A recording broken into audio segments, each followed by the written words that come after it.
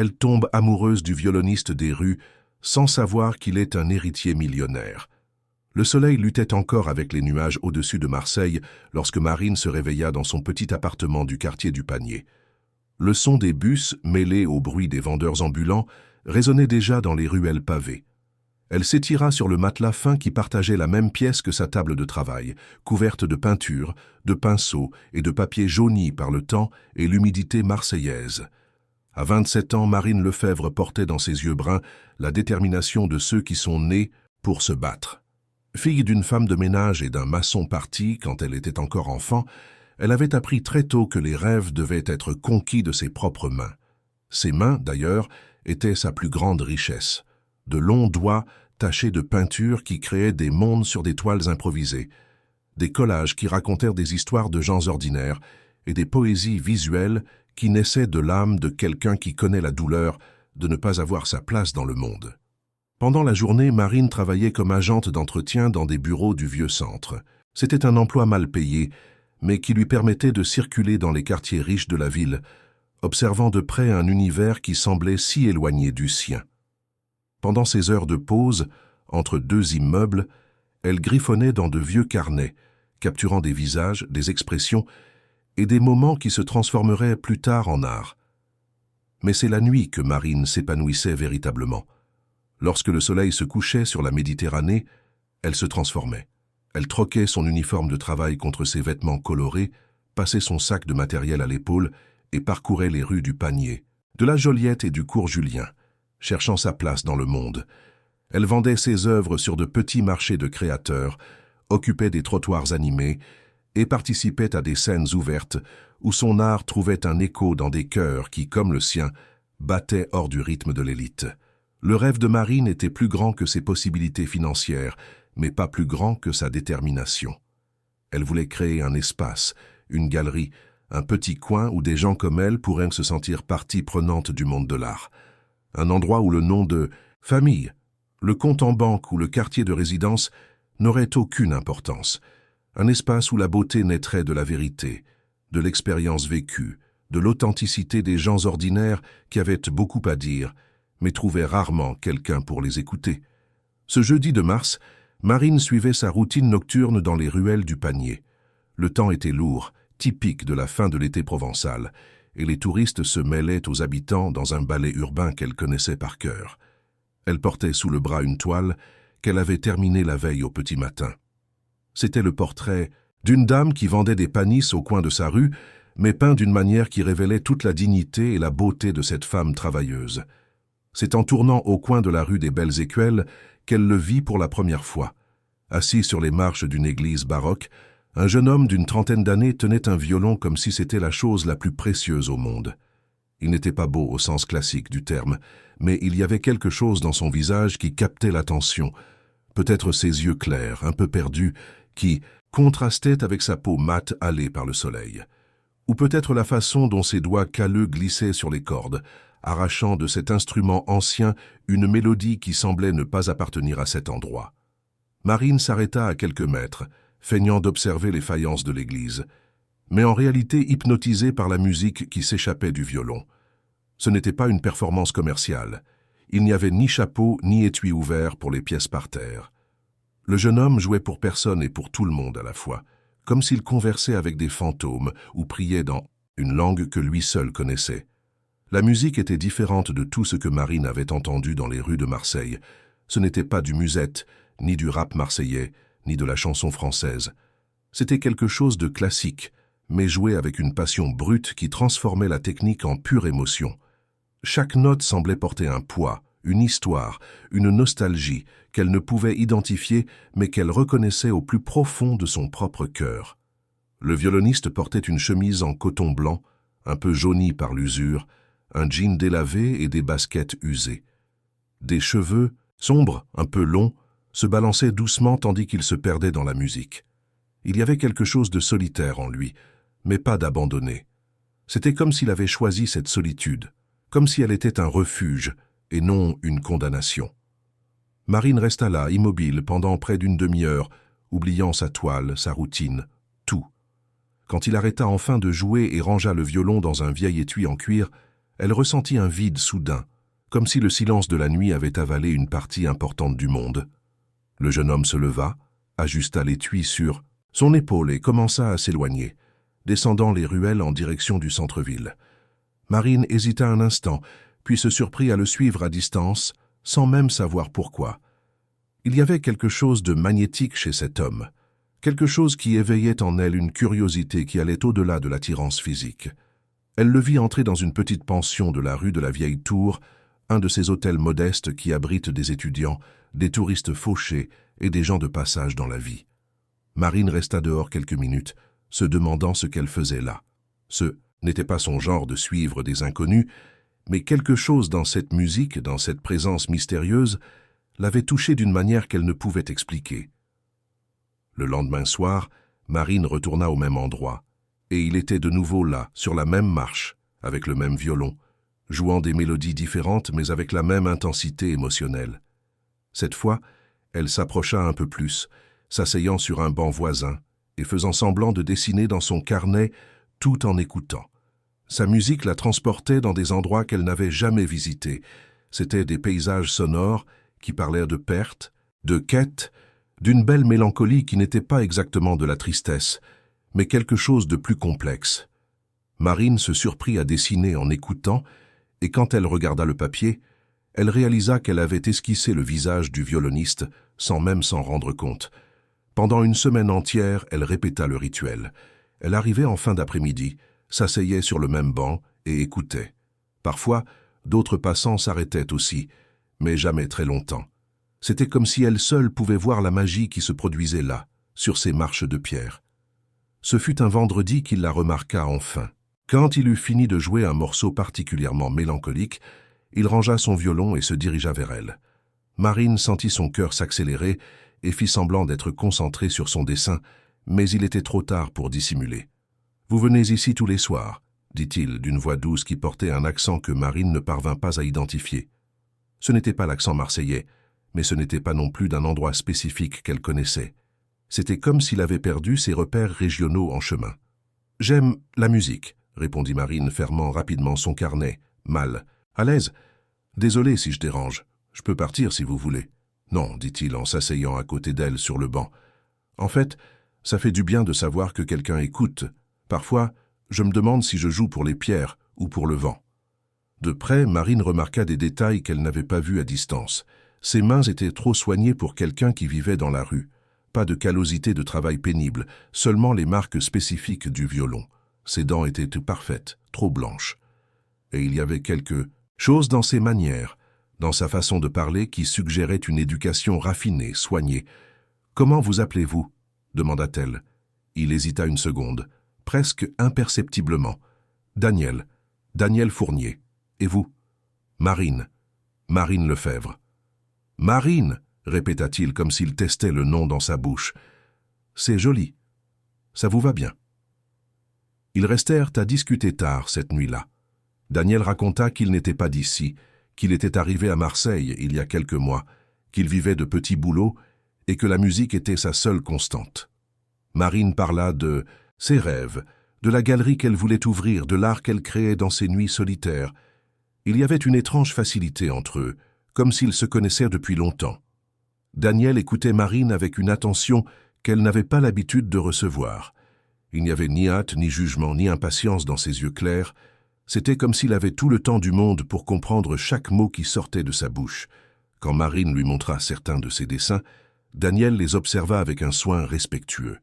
Ses doigts passèrent sur les pages comme s'il manipulait quelque chose de sacré, et elle comprit qu'il s'y connaissait en art d'une manière qui dépassait les connaissances de base. « Vous avez quelque chose de spécial ici », dit-il en montrant un portrait que Marine avait fait d'un enfant jouant sur une place. « Ce n'est pas seulement de la technique. C'est un regard, c'est une âme. » Marine sentit son visage s'empourprer sous le compliment. Elle n'avait pas l'habitude d'être vue de cette façon, d'avoir son travail reconnu par quelqu'un qui, de toute évidence, s'y connaissait. « Vous avez étudié l'art » demanda-t-elle. Daniel sourit, mais Marine perçut une ombre passer dans ses yeux. « Un peu, rien de formel. J'ai appris en observant, en lisant, la vie, vous savez ce que c'est. » C'était une réponse vague, mais Marine n'insista pas. Il y avait quelque chose chez Daniel qui commandait le respect du mystère, des parties non racontées de l'histoire. Et elle, qui avait aussi ses silences, ses jardins secrets, comprit que certaines questions pouvaient attendre. Quand ils se dirent au revoir cette nuit-là, Marine sentit que quelque chose avait changé en elle.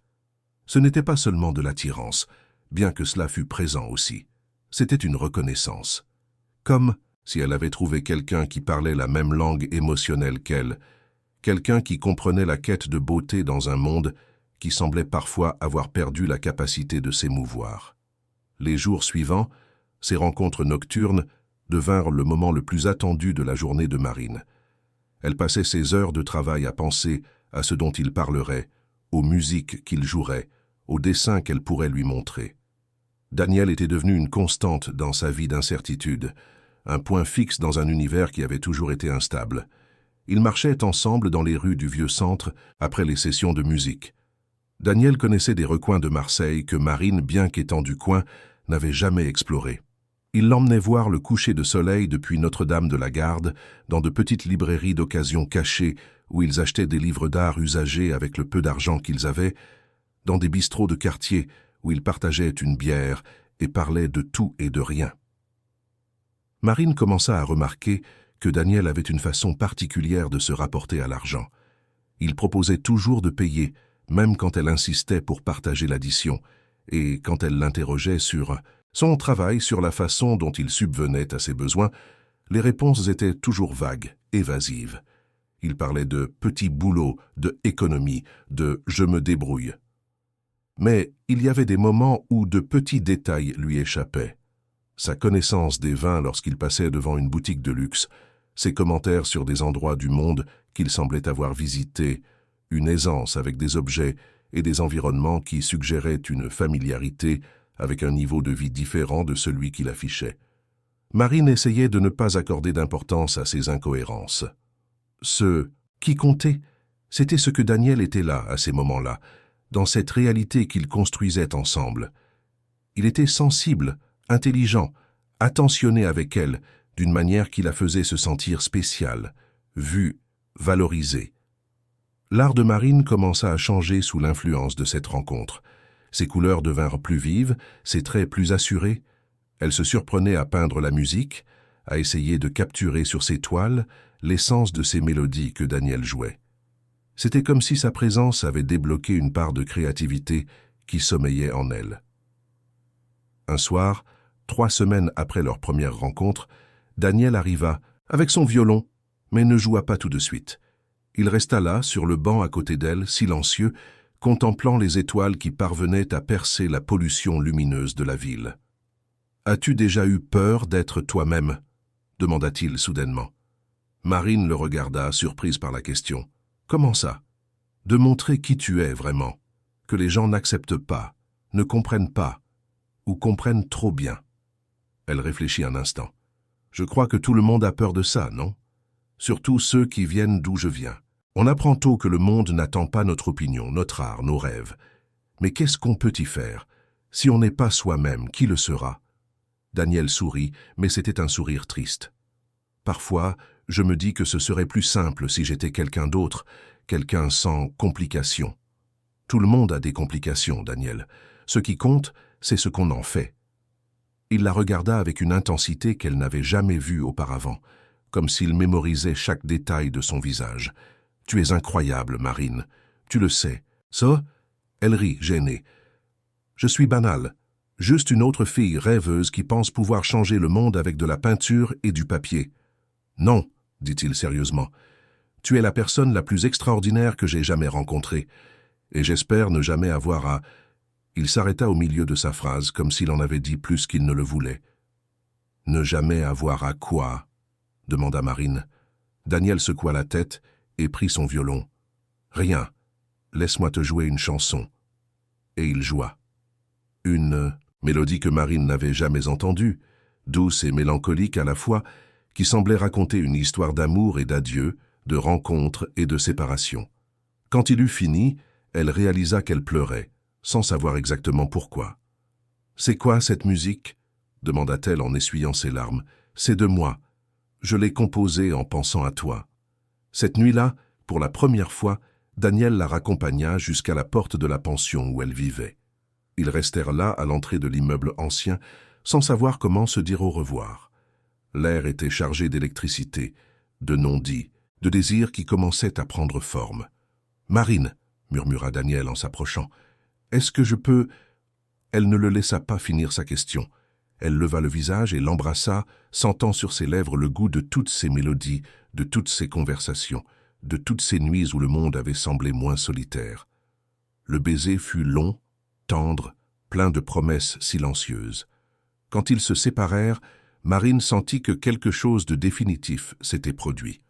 Ce n'était pas seulement le début d'une romance, c'était le début d'une histoire qui allait changer sa vie, pour toujours, même si elle ne savait pas encore comment ni pourquoi. « Bonne nuit, Marine » dit Daniel en lui caressant doucement le visage. « Rêve de moi. » Et il s'en alla, la laissant sur le seuil de la porte, le cœur battant comme le rythme d'une batucada, l'esprit rempli de musique et de questions qu'elle ne savait pas encore formuler. Cette nuit-là, Marine ne parvint pas à dormir. Elle resta à la fenêtre de sa petite chambre, regardant les rues du Panier, pensant au violoniste mystérieux qui était soudainement entré dans sa vie et qui semblait porter des secrets qu'elle ne pouvait encore déchiffrer. Quelque chose lui disait que Daniel Fournier n'était pas exactement celui qu'il paraissait être. Mais à ce moment-là, amoureuse et pleine d'espoir, Marine choisit de croire que parfois les questions importent moins que les sentiments. Et ce qu'elle ressentait pour lui était trop réel pour être remis en question. Les jours suivants passèrent comme un rêve doré pour Marine. Marseille semblait une ville différente, plus colorée, plus musicale, plus pleine de possibilités. L'odeur d'huile d'olive qui émanait des stands de panis, le son des djembés qui résonnaient dans les rues historiques, même la chaleur humide qui collait à la peau, prirent une qualité spéciale, comme si le monde entier s'était transformé en une symphonie dédiée à ce qu'elle ressentait. Daniel était devenu une partie de sa routine d'une manière si naturelle qu'il semblait avoir toujours été là. Il se retrouvait tous les soirs au même endroit, mais maintenant, il ne se limitait plus aux sessions de musique. Il se promenait, main dans la main, dans les ruelles du Panier, explorait des impasses et des traverses que Marine connaissait de vue, mais n'avait jamais parcourues avec attention, découvraient ensemble de petits trésors cachés dans l'architecture que la ville offrait à ceux qui avaient des yeux pour voir. Marine commença à remarquer comment Daniel se rapportait à Marseille d'une manière particulière. Il connaissait l'histoire des hôtels particuliers, savait des détails sur l'architecture qu'elle, bien qu'étant du coin, ignorait. Il commentait les restaurations qui avaient été faites sur certains bâtiments, la provenance de certaines œuvres d'art qui décoraient les églises et les musées. C'était une connaissance qui allait au-delà de ce qu'un touriste ordinaire ou même un nouvel habitant pourrait avoir. « Comment sais-tu tant de choses sur la ville ?» demanda Marine un dimanche après-midi, alors qu'ils observaient la façade de l'église Saint-Laurent. Daniel hésita, comme toujours quand elle posait des questions sur son passé. « J'aime lire, faire des recherches sur les endroits où je vis. Internet regorge d'informations, n'est-ce pas? Et je parle aux gens, on apprend beaucoup comme ça. » C'était une explication plausible, mais Marine sentait qu'il y avait plus. Sa façon de parler, l'aisance avec laquelle il maniait des concepts artistiques complexes, la facilité avec laquelle il comprenait les techniques et les styles quand elle lui montrait ses œuvres. Daniel n'était pas seulement un autodidacte curieux, il y avait une éducation formelle là-dessous, une familiarité avec le monde de l'art qu'il essayait de dissimuler, mais qui transparaissait à chaque conversation. Malgré tout, Marine choisissait de ne pas insister. Elle avait appris dans la vie que tout le monde a droit à ses silences, à ses jardins secrets.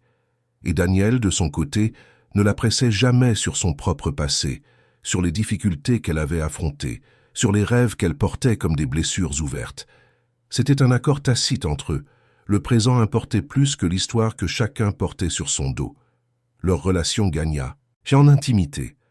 Daniel commença à apparaître aux endroits où Marine vendait ses œuvres, toujours discret, toujours respectueux, mais présent comme une encre silencieuse qui la faisait se sentir moins seule au monde. Il l'aidait à porter les toiles, tenait le parapluie quand il pleuvait, parlait aux clients quand elle était trop timide pour négocier les prix. Ce fut lors d'une de ces occasions, sur un marché de créateurs au cours Julien, que Marine remarqua quelque chose d'étrange. Un homme élégant, bien habillé, s'approcha de l'endroit où elle exposait ses tableaux. Ce n'était pas le genre de personne qui fréquentait cet environnement. Il portait un costume cher, des chaussures italiennes, une montre qui brillait sous la lumière des stands. Il regarda les œuvres de Marine avec un intérêt sincère, mais ses yeux cherchaient quelque chose au-delà des toiles. « Belle technique », dit l'homme en prenant un des portraits que Marine avait peints de Daniel. « Beaucoup de talent. Vous avez étudié où, mademoiselle ?»« Je suis autodidacte », répondit Marine, mal à l'aise. « J'ai appris toute seule, vous savez. » L'homme sourit mais continuait de regarder autour de lui comme s'il cherchait quelqu'un. « Et ce jeune, Tom sur le portrait, c'est quelqu'un de connu ?» Marine sentit une pointe étrange dans l'estomac. Pourquoi cet homme s'intéressait-il à Daniel? « C'est un ami, » répondit-elle en essayant de garder une voix neutre. « Pourquoi cette question ?»« Curiosité, » dit l'homme. Son visage me semblait familier, mais ce doit être une impression. Il acheta 3 tableaux, payant bien plus que le prix que Marine demandait habituellement, et s'éloigna sans plus d'explication. Marine resta là, plantée au milieu du marché, les billets à la main et le sentiment étrange que cette transaction n'avait pas été normale. Daniel avait assisté à la scène de loin, et quand l'homme s'éloigna, elle remarqua qu'il était tendu, différent.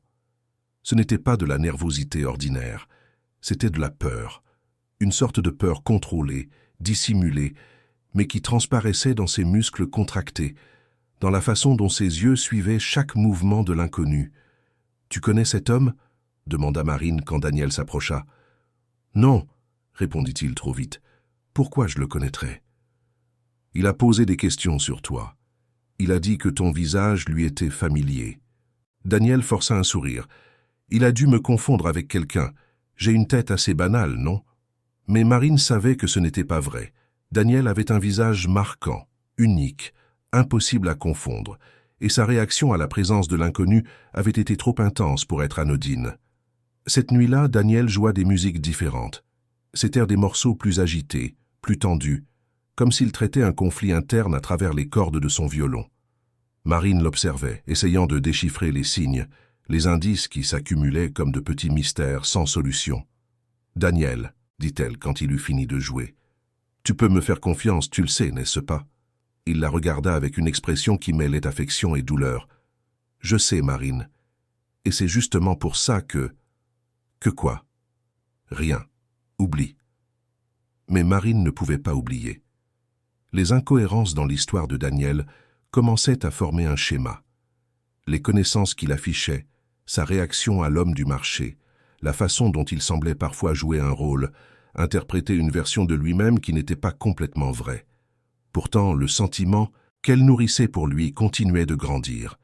Daniel était affectueux, attentionné, présent d'une manière qu'elle n'avait jamais connue. Il écoutait ses rêves avec un sérieux qui la faisait se sentir importante, valorisée. Quand elle parlait de la galerie qu'elle voulait ouvrir, des artistes de rue qu'elle aimerait représenter, des projets qu'elle avait pour démocratiser l'accès à l'art, Daniel n'écoutait pas seulement. Il contribuait avec des idées, des suggestions, une vision du monde qui révélait une connaissance approfondie du marché de l'art, de la gestion culturelle, des politiques publiques. « Tu as déjà pensé à commencer petit ?» suggéra Daniel, lors d'une conversation sur les plans de Marine. « Peut-être un espace plus petit, plus intime. Parfois, il vaut mieux créer quelque chose de solide que de rêver trop grand et de ne pas pouvoir le maintenir. »« J'y penserai si j'avais de l'argent, » rit amèrement Marine. « Mais pour louer n'importe quel espace décent, il me faut une somme que je n'ai pas. Et si tu trouvais un investisseur, quelqu'un qui croirait au projet ?» Marine le regarda avec surprise. « Tu connais quelqu'un ?» Daniel hésita de nouveau, cette pause caractéristique qui apparaissait toujours lorsque la conversation s'approchait de territoires dangereux. « Pas directement, mais je sais qu'il y a des gens intéressés par les projets culturels, des appels à projets, des fondations, ce genre de choses. » C'était une réponse évasive, mais Marine sentit qu'il y avait plus. La façon dont Daniel parlait d'investissement, de gestion, du marché de l'art, révélait une familiarité qui allait bien au-delà de la connaissance théorique. C'était comme s'il parlait de l'intérieur de cet univers, comme quelqu'un qui en connaissait les mécanismes par expérience. Une semaine après la rencontre avec l'homme étrange sur le marché, Marine eut une surprise. En arrivant à son lieu de travail, l'entreprise de nettoyage où elle était employée, elle trouva sa superviseure avec une expression étrange. « Marine, Il y a une proposition de travail pour toi, dit Madame Sylvie, une dame marseillaise qui gérait les contrats. Un travail spécial, bien payé? Quel genre de travail? Le nettoyage pour un événement culturel, une galerie privée qui organise une inauguration. Ils ont spécifiquement demandé quelqu'un avec, comment ils ont dit, une sensibilité artistique. Quelqu'un qui comprend l'art et peut prendre soin des œuvres avec une attention particulière. Marine fut intriguée. C'était étrange qu'un client la demande spécifiquement, surtout avec de tels critères. Qui a fait la demande? Un représentant de la famille Beaumont, des gens très riches, de la Corniche Kennedy. Ils organisent une exposition privée et veulent quelqu'un de confiance pour s'occuper de l'installation et du nettoyage. Le nom Beaumont semblait familier à Marine, bien qu'elle ne sût pas exactement d'où.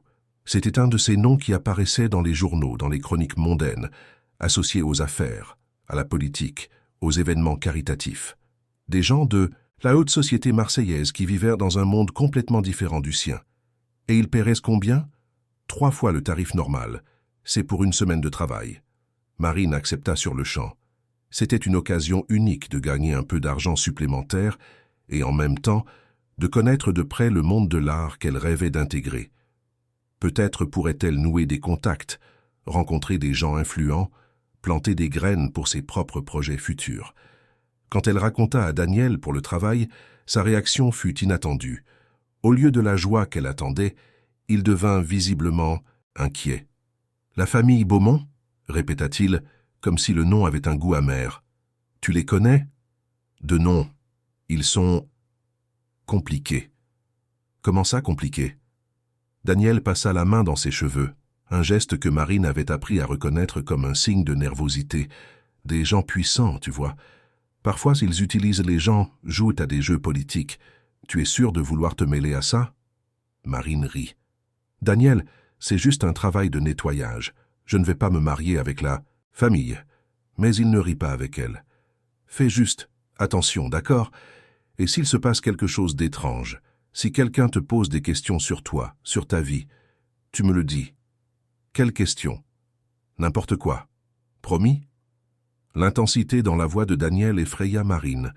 C'était comme s'il savait quelque chose qu'elle ignorait, comme si ce travail représentait une sorte de danger qu'elle ne pouvait pas voir. « Je te le promets, » dit-elle, plus pour le rassurer que parce qu'elle comprenait vraiment ce qu'elle promettait. Le travail chez les Beaumont commença un lundi matin. L'hôtel particulier se trouvait sur la Corniche Kennedy, l'un des quartiers les plus huppés de Marseille, avec vue sur la mer. C'était une construction imposante, un mélange d'architecture préservée et d'intervention moderne qui révélait un goût raffiné et des moyens illimités. Marine fut accueillie par une gouvernante élégante qui la conduisit à l'espace où l'exposition serait montée. C'était un immense salon avec une très grande hauteur sous plafond, des murs blancs et un éclairage professionnel.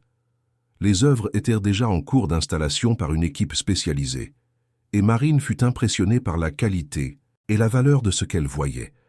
C'étaient des peintures d'artistes français renommés, des sculptures contemporaines, des photographies signées, une collection qui valait plus d'argent qu'elle ne pouvait l'imaginer, réunie pour une exposition privée qui ne serait vue que par un cercle restreint d'invités.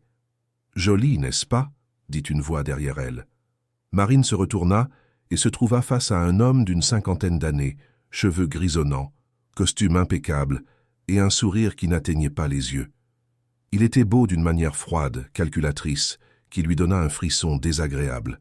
« Très jolie, » répondit-elle, ne sachant pas exactement à qui elle parlait. « Richard Beaumont, » se présenta-t-il en lui tendant la main, « le maître des lieux. » Marine lui serra la main, remarquant à quel point elle était douce, sans callosité, sans marque de travail. Marine Lefebvre, enchantée. « Le plaisir est pour moi, Marine. J'ai entendu dire que vous êtes artiste, c'est vrai ?» La question la prit par surprise. Comment le savait-il? « Je peins à mes heures perdues, oui. » Très intéressant. Et vous connaissez d'autres artistes, de la scène locale, disons? Il y avait quelque chose dans sa façon de poser ces questions qui mettait Marine mal à l'aise.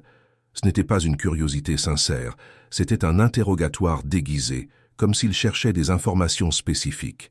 « J'en connais quelques-uns, » répondit-elle vaguement. Et des musiciens, des violonistes, peut-être. Le cœur de Marine s'emballa. Pourquoi posait-il des questions sur les violonistes? Était-ce une coïncidence? Pourquoi cette question? Richard Beaumont sourit, mais c'était un sourire sans chaleur. Je suis toujours intéressé par les talents locaux. Parfois, je finance des projets, je sponsorise des artistes. C'est une façon de contribuer à la culture de notre ville. Marine hocha la tête, mais un sentiment étrange l'envahit. C'était la même sensation qu'elle avait eue sur le marché quand l'homme élégant avait posé des questions sur Daniel. Il y avait des connexions qu'elle ne comprenait pas, des questions qui semblaient avoir des réponses déjà connues. Pendant toute la semaine, en travaillant à l'organisation de l'exposition, Marine observa les Beaumont de près. C'était une famille complexe, pleine de tensions mal dissimulées. Richard était le patriarche, autoritaire et froid, qui traitait tout le monde autour de lui comme des pions sur un échiquier. Sa femme, Lucie, était une femme élégante mais effacée, qui semblait vivre dans l'ombre de son mari. Il y avait aussi des références constantes à un fils qui ne vivait plus à la maison, qui s'était perdu dans le monde et dont on ne parlait pas ouvertement. Daniel a disparu depuis des années, entendit Marine dire à Richard lors d'une conversation téléphonique qu'elle n'aurait pas dû écouter. Mais il devra bien revenir un jour. C'est le seul héritier. Daniel, le nom résonna dans l'esprit de Marine comme une sonnette d'alarme.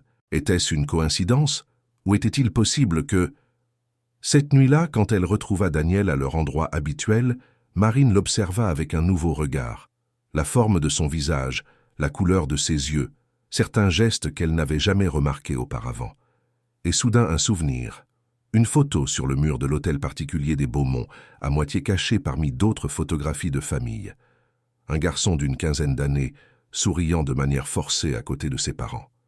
Un garçon qui avait les mêmes yeux clairs, le même menton volontaire, les mêmes longues mains qui tenaient maintenant le violon. « Daniel, dit-elle, la voix plus tremblante qu'elle ne l'aurait souhaité.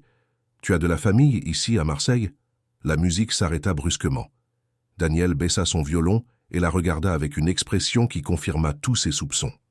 C'était un mélange de peur, de culpabilité et de tristesse dans un masque qui ne tenait plus.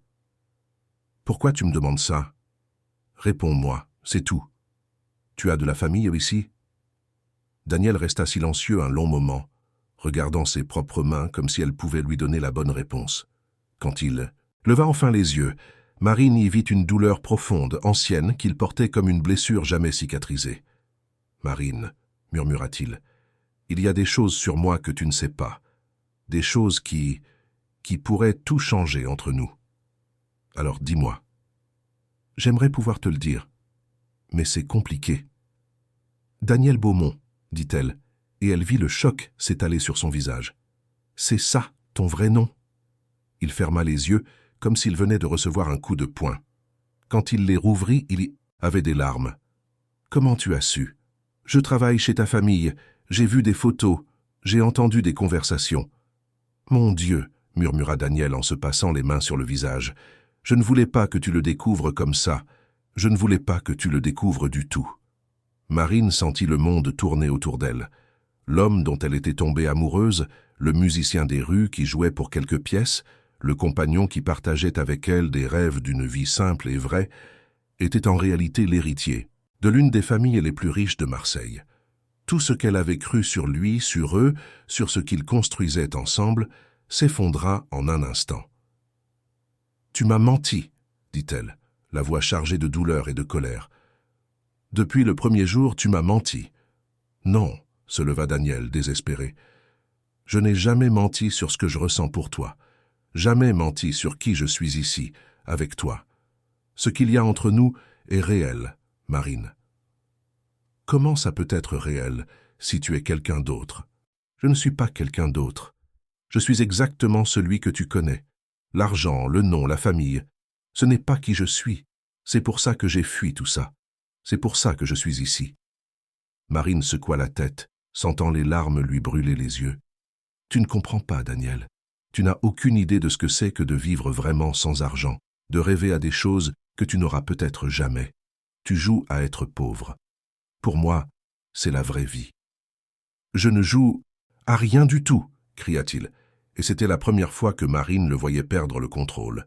« Je déteste cette vie. Je déteste tout ce que ma famille représente. C'est pour ça que je suis ici. C'est pour ça que je t'ai choisi. C'est pour ça que... C'est pour ça que quoi? Que tu t'es déguisé? Que tu as fait semblant d'être quelqu'un que tu n'es pas? Daniel resta silencieux, sachant que tout ce qu'il pourrait dire sonnerait comme une piètre excuse. Et Marine, voyant ce silence, sentit son cœur se briser en 1000 morceaux. « Il faut que j'y aille, » dit-elle en prenant son sac. « Marine, s'il te plaît, laisse-moi t'expliquer. »« Il n'y a rien à expliquer, Daniel, ou je ne sais même pas comment tu t'appelles vraiment. » Elle s'éloigna rapidement, dévalant les ruelles du panier comme si elle fuyait un incendie. Derrière elle, elle entendait Daniel crier son nom, mais elle ne se retourna pas. Elle ne pouvait pas se retourner. Si elle regardait en arrière, si elle voyait la douleur sur son visage, elle perdrait peut-être la force qu'elle avait trouvée pour s'éloigner. Elle arriva chez elle en pleurant, la poitrine douloureuse comme si on lui avait arraché une partie essentielle de son être. Tout ce qui s'était passé entre eux défilait dans son esprit comme un film au ralenti. Chaque conversation, chaque baiser, chaque moment d'intimité prenait une nouvelle couleur, une nouvelle interprétation. Était-ce réel? Était-ce sincère? Ou tout cela n'était-il qu'un jeu pour un jeune riche qui s'ennuyait et voulait jouer à vivre en marge? Marine se jeta sur son lit, serrant son oreiller, et pleura jusqu'à ne plus avoir de larmes. Dehors, Marseille continuait, sa vie nocturne, indifférente au cœur brisé d'une jeune fille qui venait d'apprendre de la pire des manières que parfois, l'amour ne suffit pas à abattre les murs qui séparent des mondes différents. Les 2 semaines qui suivirent la découverte de la vérité furent les plus difficiles de la vie de Marine. Marseille, qui était devenue un lieu magique pendant sa romance avec Daniel, redevint une simple grande ville indifférente, pleine de gens pressés qui n'avaient pas le temps de se regarder vraiment. Le panier, ses ruelles et ses recoins perdirent l'éclat spécial qu'ils avaient acquis lorsqu'elle s'y promenait main dans la main avec l'homme qu'elle savait maintenant s'appeler Daniel Beaumont. Marine tenta de reprendre sa routine d'avant, mais tout semblait déplacé. Le travail à l'entreprise de nettoyage devint un fardeau encore plus lourd. Les couleurs de ses toiles s'assombrirent, et la musique qui l'inspirait autrefois sonnait désormais comme un bruit irritant. Elle évitait de passer par les endroits où ils avaient l'habitude de se retrouver, changea de chemin pour rentrer chez elle, cessa de fréquenter les marchés où elle vendait ses œuvres. C'était comme si chaque coin de Marseille gardait un souvenir douloureux qu'elle devait éviter pour pouvoir respirer. Madame Rose, sa voisine de palier, une Marseillaise de près de 70 ans qui vendait des beignets au coin de la rue, remarqua immédiatement le changement chez la jeune fille. « Oh, Marine, qu'est-ce que c'est que cette tête ?» demanda-t-elle un jeudi après-midi, alors que Marine rentrait du travail les yeux rouges d'avoir pleuré en cachette. « On dirait que tu as perdu un amour et trouvé une dette. » Marine força un sourire sans joie. « Je vais bien, Madame Rose, juste fatiguée. »« Fatiguée, mon œil, » rétorqua la vieille dame en croisant ses bras. « Robuste. J'ai élevé 6 enfants, ma petite. Je sais reconnaître un chagrin d'amour quand j'en vois un. Ce violoniste qui traînait par ici a disparu, non? Il a fait une bêtise. » La mention de Daniel serra le cœur de Marine. « Ce n'est pas vraiment ça, Madame Rose. C'est compliqué. L'amour, c'est toujours compliqué, ma petite, mais ce n'est pas une raison pour arrêter de vivre. Viens, assieds-toi un peu avec moi. » Marine hésita, mais finit par rejoindre la vieille dame sur la chaise en plastique qu'elle gardait toujours devant l'immeuble. Madame Rose avait la sagesse de ceux qui ont beaucoup vécu et encore plus observé. Ses petits yeux vifs semblaient capables de voir au-delà des apparences. « Tu sais ce que je pense ?» dit Madame Rose après un silence confortable. « Je pense que tu souffres à cause de ton orgueil blessé. » « Comment ça? Tu as découvert que le garçon n'est pas celui que tu croyais, n'est-ce pas? Et maintenant, tu es en colère, parce que tu te sens trompé. Mais réponds-moi à une chose. Sa façon d'être avec toi a-t-elle changé depuis que tu connais la vérité? » Marine réfléchit un instant. « Non, mais rien du tout, ma petite. Si le cœur de l'homme n'a pas changé, si l'affection qu'il a pour toi est toujours la même, alors ce qui a changé, c'est seulement ce que tu savais de sa vie. Et ça, c'est son problème, pas le tien. Madame Rose, vous ne comprenez pas. Il m'a menti depuis le premier jour. Et tu crois que tout le monde raconte toute la vérité d'entrée de jeu. Toi-même, quand tu l'as rencontré, tu lui as dit que tu avais déjà eu faim, que parfois tu te couches sans dîner pour acheter de la peinture, que ton père a disparu quand tu étais petite. Tout le monde a des secrets, ma petite. La différence, c'est que les secrets des pauvres, tout le monde s'en fiche, Mais les secrets des riches, tout le monde crie à la trahison. Les mots de Madame Rose résonnèrent dans la tête de Marine toute la nuit. Était-elle injuste avec Daniel? La douleur qu'elle ressentait était-elle vraiment due au mensonge ou à la peur de ne pas appartenir à son monde? Pendant que Marine luttait contre ses propres sentiments, de l'autre côté de la ville, dans l'hôtel particulier des Beaumont, Daniel vivait son propre enfer. Le retour à la maison familiale avait été encore plus difficile qu'il ne l'imaginait. L'endroit qui avait été son foyer lui semblait maintenant une prison dorée, remplie de meubles coûteux et de souvenirs amers. Richard Beaumont accueillit son fils avec un mélange de soulagement et d'irritation. Le patriarche avait passé les derniers mois à gérer la pression des associés, qui s'interrogeaient sur l'absence de l'héritier lors de moments importants pour les affaires familiales.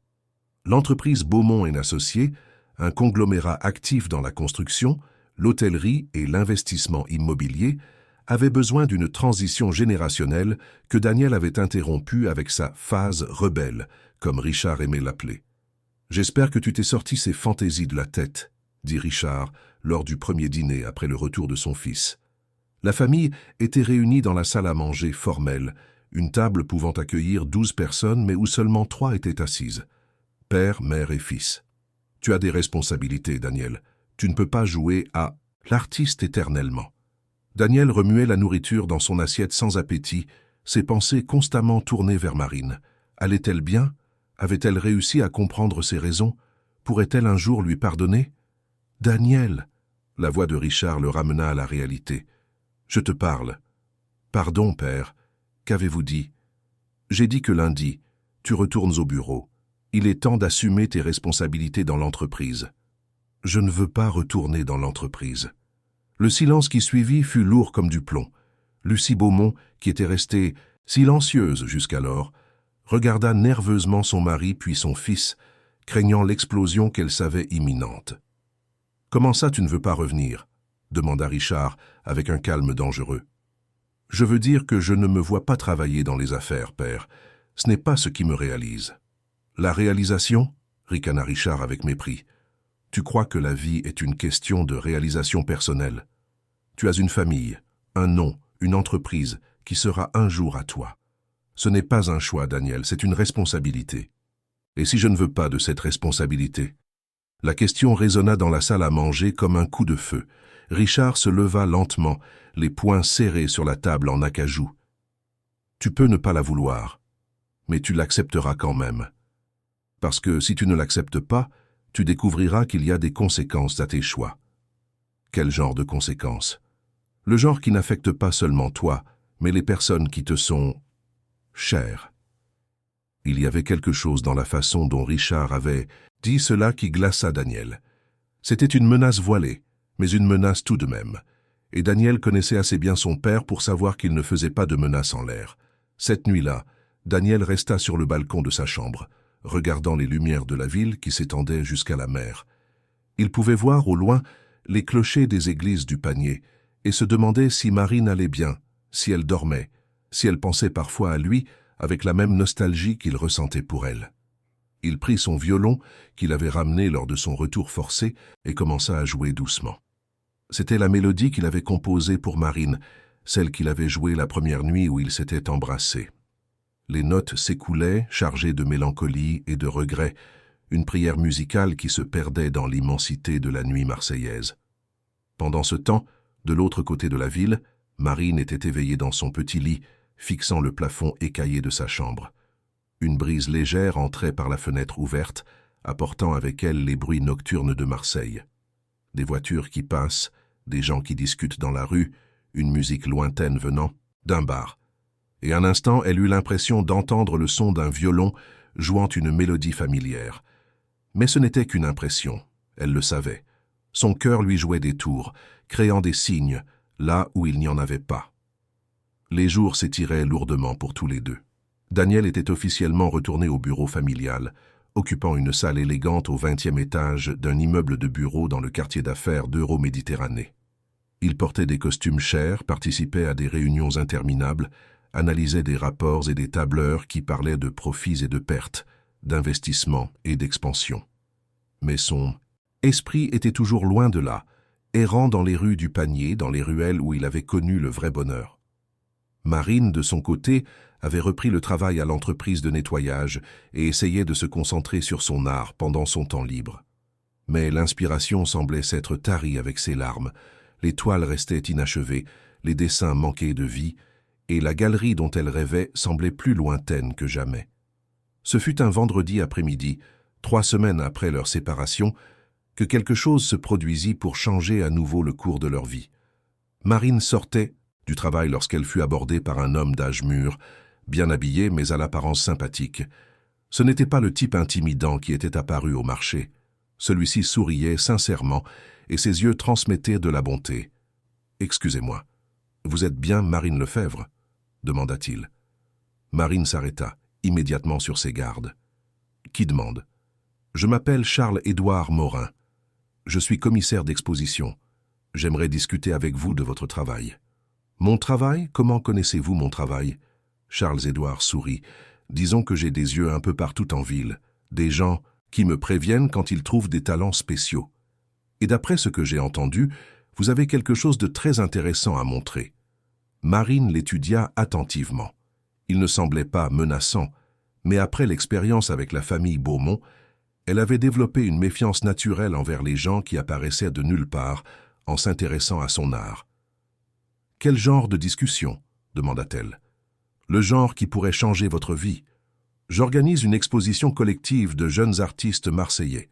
Ce serait dans une galerie renommée, avec une couverture médiatique, la possibilité de vente réelle.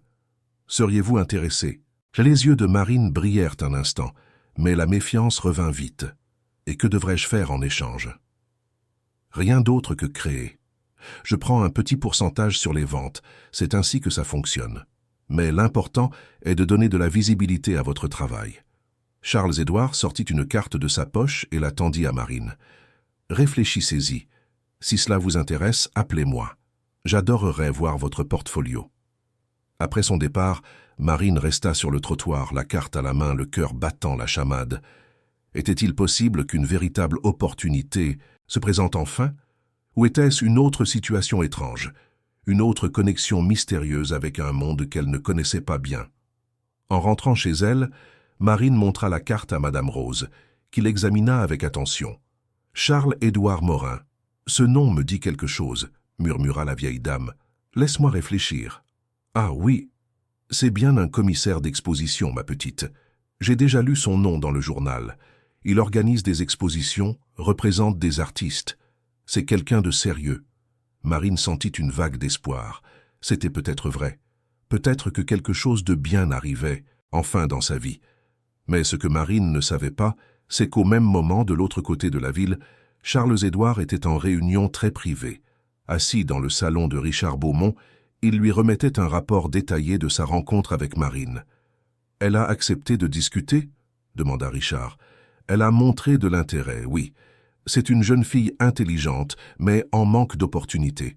Il sera facile de gagner sa confiance. Et vous êtes sûr d'obtenir les informations dont j'ai besoin? Monsieur Beaumont, je travaille dans ce milieu depuis 20 ans. Je sais comment gérer les jeunes artistes. Elle me racontera tout sur sa relation avec votre fils, sur les endroits qu'il fréquentait, sur les projets qu'il faisait.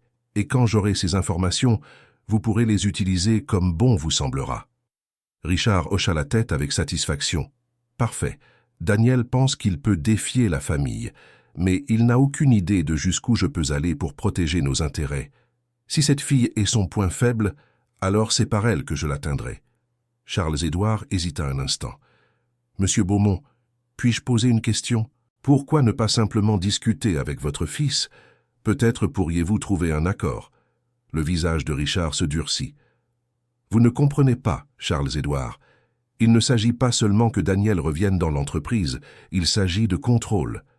Si je lui permets de me défier maintenant, sur ce sujet, demain il pourra me défier sur d'autres choses, et je n'ai pas bâti un empire pour le voir s'effondrer entre les mains d'un fils rebelle qui pense que l'amour est plus important que la responsabilité. » Dans l'hôtel particulier des Beaumont, Daniel dînait en silence, sans se douter que sa vie et celle de Marine étaient manipulées par des forces qui dépassèrent de loin ce qu'il pouvait imaginer. La nourriture chère et bien préparée n'avait aucun goût pour lui. Tout ce à quoi il pouvait penser était le sourire de Marine, la façon dont elle s'illuminait en parlant de ses rêves, la manière dont elle dormait blottie contre lui après qu'ils eurent fait l'amour pour la première fois par une chaude nuit de mars. « Daniel », l'appela Lucie Beaumont. « Tu ne penses pas que tu devrais essayer de parler à cette fille, lui expliquer ta situation ?» Richard lança un regard furieux à sa femme. « Ne te mêle pas de ça, Lucie. Daniel a déjà causé assez de problèmes avec cette histoire. »« Mais, Richard, » insista Lucie, courageuse pour une fois, « s'il l'aime vraiment... » « L'amour !» cria presque Richard. « Depuis quand l'amour paye-t-il les factures? Depuis quand l'amour fait-il tourner les entreprises? Depuis quand l'amour préserve-t-il les patrimoines familiaux ?» Daniel se leva brusquement de table. « Depuis toujours, père. L'amour est la seule chose qui compte vraiment. Le reste, c'est juste... du reste. » Et il quitta la salle à manger, laissant derrière lui l'écho de sa déclaration et deux parents qui ne parvenaient pas à comprendre le fils qu'ils avaient élevé. Cette nuit-là, Daniel sortit de la maison en cachette. Il enfila ses vêtements simples, prit son violon et marcha dans les rues de Marseille jusqu'au panier.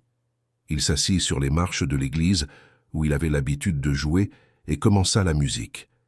Il ne s'attendait pas à ce que Marine apparaisse, mais il avait besoin d'être là, à cet endroit où ils avaient été heureux, ne serait-ce que pour sentir sa présence dans les pierres, dans l'air, dans le souvenir que cet espace gardait. À sa grande surprise, après une heure de jeu, Marine apparut. Elle remontait la rue des Belles Écuelles, revenant d'une réunion avec Charles-Édouard, où elle avait montré ses œuvres et reçu des éloges enthousiastes. Quand elle vit Daniel là, à leur endroit habituel, le violon sur les genoux et une expression perdue sur le visage, elle sentit son cœur s'accélérer. Ils se regardèrent un long moment, séparés par quelques mètres seulement, mais par un abîme de rancœur, de malentendus et d'orgueil blessé. « Salut !» dit finalement Daniel, la voix rauque d'émotion. « Salut !» répondit Marine sans s'approcher. « Comment vas-tu ?»« Bien, et toi ?»« Je mens mal, je ne vais pas bien, je vais très mal. » Marine sentit ses défenses commencer à céder, mais s'efforça de les maintenir. « Daniel, je sais que tu ne veux pas m'écouter, je sais que j'ai tout gâché, mais il faut que tu saches que rien de ce que j'ai ressenti pour toi n'était un mensonge. Le nom est différent, le compte en banque est différent, mais mon cœur est le même. Comment puis-je en être sûr? Comment puis-je savoir ce qui est vrai et ce qui est un rôle dans ta vie ?» Daniel se leva et fit un pas vers elle. « Parce que tu me connais, Marine. Tu as regardé dans mes yeux toutes ces nuits, tu as écouté ma musique, tu as dormi contre moi. Tu sais qui je suis vraiment. » Marine ferma les yeux, luttant contre l'envie de courir dans ses bras. « Ce n'est pas si simple, Daniel. Nos mondes sont trop différents. » « Et alors, l'amour ne connaît pas de classe sociale. »« Si, il en connaît, » dit Marine en ouvrant les yeux, laissant la douleur transparaître dans sa voix. « Il en connaît, et il s'y blesse. Tu peux choisir d'être pauvre, Daniel. Tu peux décider de vivre simplement parce que tu trouves ça romantique, parce que tu veux te rebeller contre ta famille. Mais pour moi, ce n'est pas un choix, c'est la réalité. Et quand tu seras fatigué de ce jeu, tu retourneras dans ton hôtel particulier. Moi, je resterai ici. » Les mots de Marine frappèrent Daniel comme des coups de poignard, car au fond, il savait qu'il y avait une vérité douloureuse là-dedans. Sa pauvreté était temporaire, optionnelle. La sienne était structurelle, réelle, définitive. « Marine, » murmura-t-il, « je renoncerai à tout pour toi. » « Et après ? Après, tu me reprocherais d'avoir perdu ta famille, ton argent, ton avenir. Après, je serai la raison pour laquelle tu as dû tout abandonner. Je ne veux pas porter ce poids, Daniel. » Elle se tourna pour partir, mais Daniel l'appela une dernière fois. « Marine, je t'aime, ça ne change pas, quoi qu'il arrive. » Elle s'arrêta, mais ne se retourna pas. « Je t'aime aussi, Daniel, et c'est pour ça que je m'en vais. » Et elle disparut dans l'obscurité des ruelles du panier, laissant Daniel seul avec son violon et une douleur qui semblait sans fin. Ce qu'aucun des deux ne savait, c'est que cette conversation avait été observée de loin par l'un des hommes de Richard Beaumont, qui rapporterait chaque mot au patriarche le lendemain matin. Le jeu ne faisait que commencer, et Marine et Daniel étaient des pions sur un échiquier bien plus grand qu'ils ne l'imaginaient. Une semaine s'était écoulée depuis la rencontre douloureuse entre Marine et Daniel sur les marches de l'église du Panier. Tous deux tentaient de poursuivre leur vie, chacun de son côté de la ville. chacun portant une moitié du même cœur brisé. Marseille continuait sa routine de grande ville, indifférente au drame personnel de ses habitants, mais pour Marine et Daniel, chaque jour semblait une éternité de nostalgie non résolue. Marine s'était plongée corps et âme dans l'opportunité que Charles-Édouard lui avait offerte. Le commissaire d'exposition se montrait extrêmement attentionné et professionnel, lui rendant visite régulièrement pour suivre le développement des œuvres qui seraient exposées à la galerie. Il parlait avec enthousiasme de son avenir dans le monde de l'art, des portes que cette exposition pourrait ouvrir, des collectionneurs importants qui seraient présents au vernissage. « Votre travail a une force émotionnelle rare, Marine, » disait Charles-Édouard, en examinant une toile qu'elle avait terminée la veille. C'était un autoportrait mélancolique, peint avec des couleurs sombres qui reflétèrent son état d'esprit actuel. C'est de l'art qui naît de la vie vécue, pas de technique apprise dans des académies coûteuses. Marine se sentait flattée par les éloges. Après avoir vendu ses œuvres à des prix dérisoires sur les marchés de rue pendant si longtemps, avoir quelqu'un avec les connaissances et la position de Charles-Édouard reconnaissant son talent était comme un baume pour son estime de soi blessée. « Monsieur Morin, » dit-elle un jeudi après-midi, alors qu'il se présentait chez elle avec des contrats à signer, « je ne comprends toujours pas très bien pourquoi vous avez choisi mon travail. Il y a tellement de bons artistes par ici. » Charles-Édouard sourit d'un air paternel. Marine, après tant d'années dans ce milieu, on développe un œil particulier et il y a quelque chose dans votre art qui m'interpelle. Une authenticité difficile à trouver, surtout dans cette génération qui a grandi sur les réseaux sociaux, toujours plus soucieuse de paraître que d'être. Il fit une pause calculée avant de continuer. D'ailleurs, vous me rappelez beaucoup une histoire que j'ai entendue récemment, celle d'une jeune fille talentueuse qui s'est amourachée d'un garçon de bonne famille. Une situation compliquée, pleine de malentendus. Marine sentit son cœur s'accélérer. Comment Charles-Édouard était-il au courant pour Daniel? Était-ce une coïncidence ou enquêtait-il sur sa vie? « Je ne vois pas de quoi vous parlez, » dit-elle en essayant de garder une voix neutre. « Bien sûr, ce doit être une coïncidence. Mais vous savez comment est le monde de l'art à Marseille, n'est-ce pas? C'est un petit milieu, tout le monde finit par se connaître. Les histoires circulent, y compris des histoires sur des jeunes de familles traditionnelles qui se rebellent contre leurs parents, fuguent et vont vivre dans la rue en jouant du violon. » Le sang de Marine se glaça. Il n'y avait plus de doute. Charles-Édouard savait pour Daniel. Mais comment? Et plus important encore, pourquoi? Pourquoi me racontez-vous ça? Demanda-t-elle directement. Charles-Édouard prit une expression préoccupée. Marine, je vous apprécie. Je vois en vous du potentiel, un avenir. C'est pourquoi je me sens obligé de vous mettre en garde contre certains pièges qui existent dans ce milieu que nous fréquentons. Quel genre de piège? Écoutez, ma petite, je vais être franc. Je connais la famille Beaumont depuis de nombreuses années. Richard Beaumont est un homme puissant, influent mais aussi très protecteur des intérêts familiaux. Si son fils s'est entiché de vous, je suis sûr que c'était sincère. Mais le père est différent.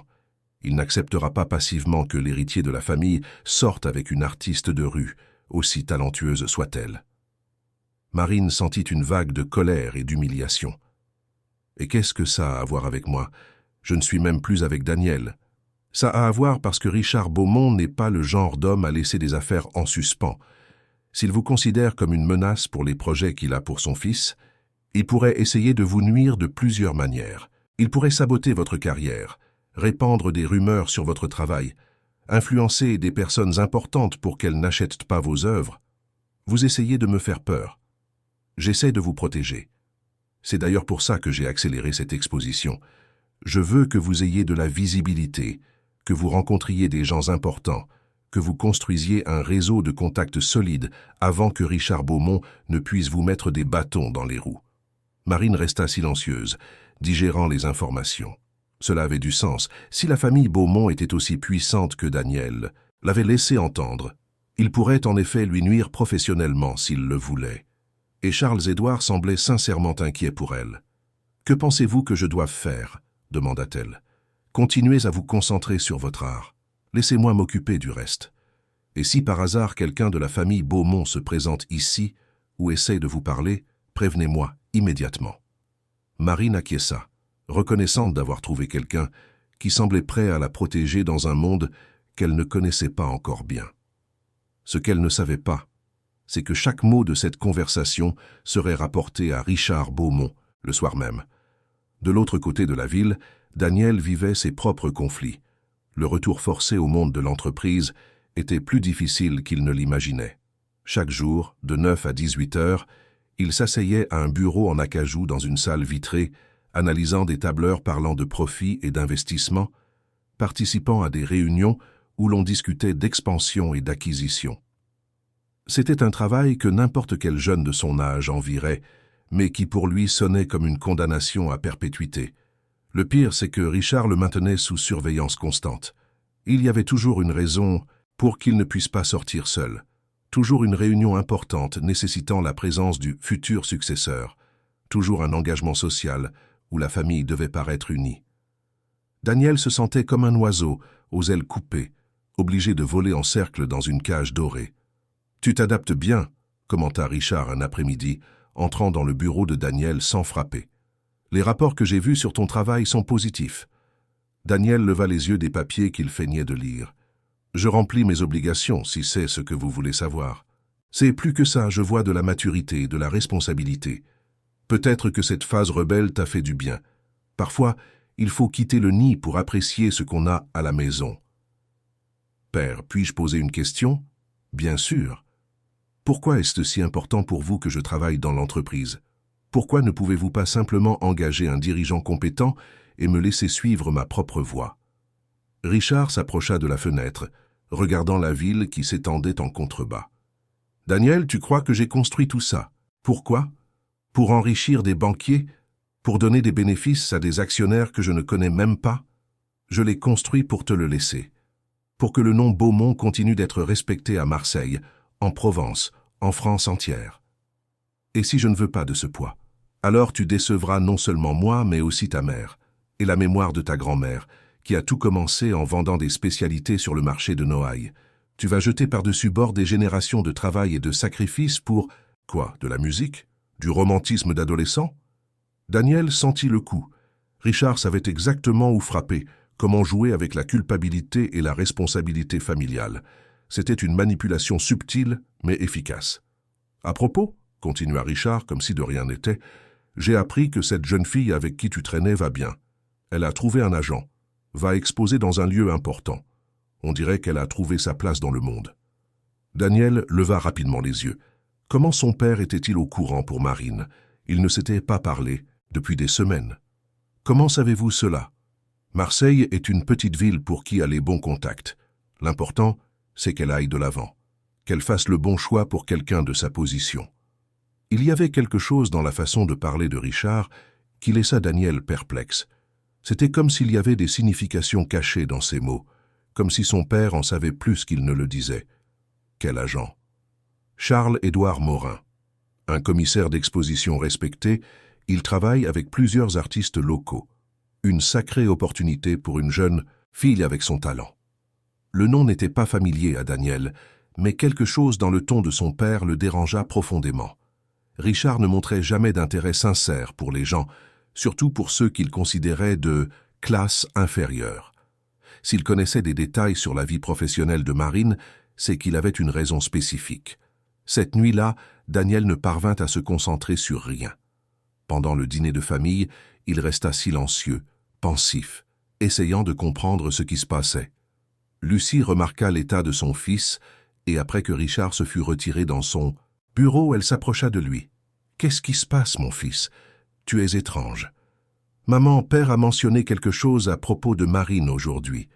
Comment peut-il savoir ce qui se passe dans sa vie ?» Lucie hésita avant de répondre. Elle savait que son mari avait engagé des gens pour surveiller son fils, mais n'était pas sûre de devoir le dire à Daniel. En même temps, elle voyait la souffrance du garçon et ne supportait plus de faire semblant de ne rien savoir.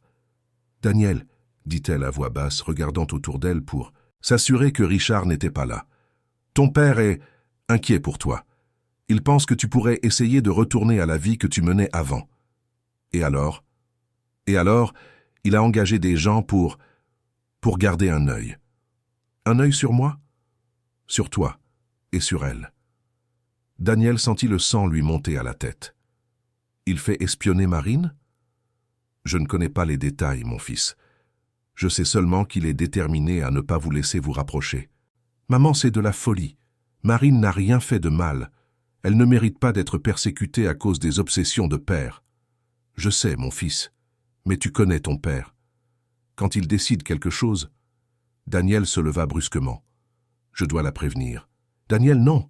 Si ton père découvre que tu sais que je te l'ai dit... Maman, je ne peux pas le laisser faire du mal à Marine. Elle a déjà assez souffert à cause de moi. Lucie attrapa le bras de son fils. Et que vas-tu faire? Te battre avec lui? Quitter la maison à nouveau? Tout abandonner encore une fois? La question résonna dans l'air comme un défi. Daniel réalisa qu'il était à la croisée des chemins. Il pouvait choisir de protéger Marine et d'affronter les conséquences, ou il pouvait se taire et laisser son père continuer ses jeux de manipulation. Mais il savait que, quel que soit son choix, il y aurait un prix à payer. Pendant ce temps, Marine passait la nuit à travailler sur une nouvelle toile pour l'exposition. C'était une peinture représentant la vue de sa fenêtre, les maisons colorées du panier la nuit, avec leur lumière jaune créant une atmosphère chaleureuse mais mélancolique. Il y avait quelque chose d'autobiographique là-dedans. La recherche de chaleur et de beauté dans un monde qui semblait parfois froid et hostile. Charles-Édouard était passé plus tôt pour voir l'avancement du travail et avait été impressionné par la qualité des nouvelles pièces. Il parlait avec enthousiasme de la répercussion que l'exposition aurait, des personnes importantes, qui avaient déjà confirmé leur présence, des possibilités de vente et de partenariats futurs. « Marine, avait-il dit, avant de partir, je veux que vous soyez prête à un changement radical dans votre vie. Après cette exposition, vous ne serez plus la même personne. Vous entrerez dans une nouvelle dimension. Vous découvrirez un nouveau monde. » Les mots étaient encourageants, mais Marine ressentait une étrange pointe de mélancolie. Voulait-elle vraiment changer à ce point? Voulait-elle entrer dans ce nouveau monde que décrivait Charles-Édouard? Et plus important encore, pourrait-elle le faire sans Daniel à ses côtés? Le lendemain matin, Daniel prit une décision. Il ne pouvait pas continuer à faire semblant de ne pas savoir ce qui se passait.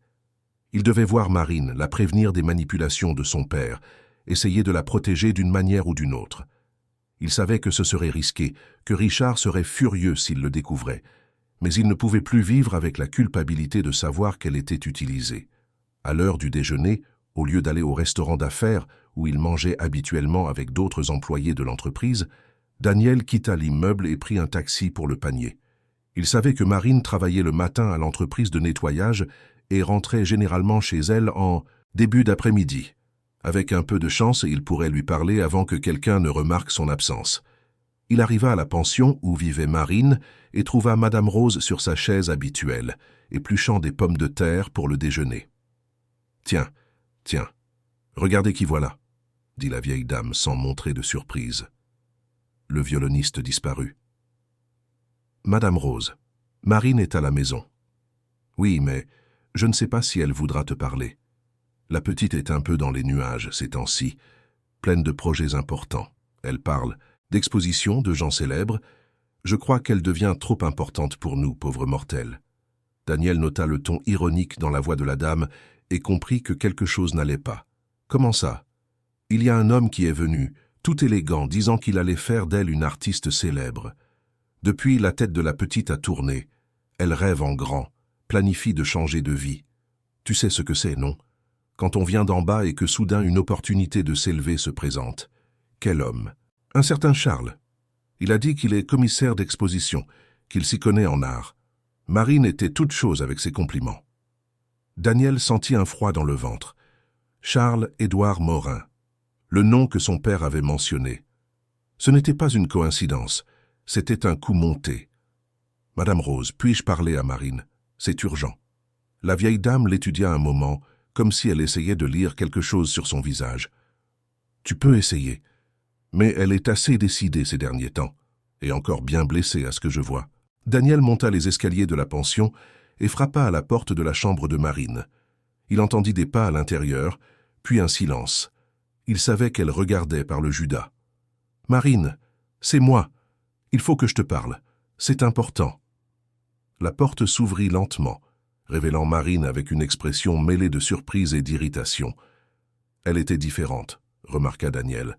Elle portait de meilleurs vêtements, ses cheveux étaient coiffés de manière plus sophistiquée, même sa posture semblait plus droite, plus assurée. « Qu'est-ce que tu veux, Daniel ? Je peux entrer ? C'est à propos de ce commissaire d'exposition qui travaille avec toi. » Marine hésita, mais finit par lui laisser la place de passer. La chambre était plus rangée que dans le souvenir de Daniel, avec plusieurs nouvelles toiles appuyées contre les murs. Il y avait aussi des papiers éparpillés sur la table, des contrats et des documents qui semblaient officiels. « Marine, tu as vérifié les références de ce Charles-Édouard ? Pourquoi tu veux savoir ? » « Parce que je pense qu'il n'est pas celui qu'il prétend être. » Marine croisa les bras, adoptant une posture défensive. « Tiens, je vois.